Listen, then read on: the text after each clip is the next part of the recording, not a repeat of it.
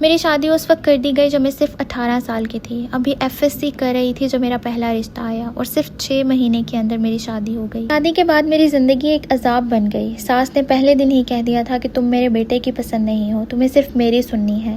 مجھے سمجھ ہی نہیں آ رہی تھی کہ میرے ساتھ کیا ہو رہا ہے. جب اللہ نے مجھے پہلی دفعہ ماں بننے کی خوشی دی تو میں نے اپنی ساس کو بتایا, لیکن وہ خوش نہیں ہوئی اور کہنے لگی کہ اتنی جلدی بھی کیا تھی.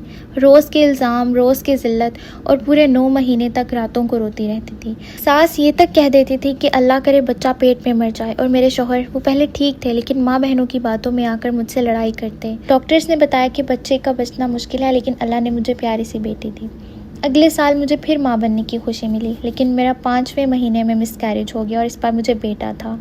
4 سال بعد اللہ نے مجھے ایک اور بیٹی دی اور ہاسپٹل میں مجھے کوئی دیکھنے تک نہیں آیا اور یہ کہنے لگے کہ ایک اور بیٹی پیدا کر لی ہے. میرا شوہر بالکل بدل چکا تھا, ڈپریشن کا شکار, روز کی مار پیٹ, دیوار کے ساتھ سر پٹکنا. میرا بچپن, میری جوانی سب کچھ ضائع ہو گیا. میری ساس نے مجھے زندگی بھر ذلیل کیا, جادو کروایا, بس اس لیے کہ اس کا بیٹا صرف اس کا رہے, اپنی بیوی کا نہ ہو. لیکن موت سے پہلے وہ خود معافی مانگ کر چلی گئیں. بندے اپنے اپنے گھر چلی گئیں, انہیں الگ الگ گھر اور سکون مل گئے, لیکن میرا سکون چھین لیا گیا. میرے ہسبینڈ کو پاگل پن اور ڈپریشن کے حوالے کر دیا گیا. آج 11 سال بیت گئے ہیں.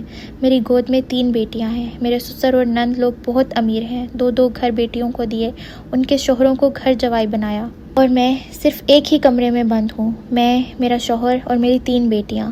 پورا گھر خالی ہے. دونوں بہوؤں کو گھر سے مار کے بھگا دیا, اور مجھے بھی ایک کمرہ دینا یا ایک چھوٹا سا گھر دلا دینا بھی ان کو منظور نہیں. آج بھی میں سوچتی ہوں یہ پیسہ, یہ گاڑیاں سب قبر میں چلے جانا ہے.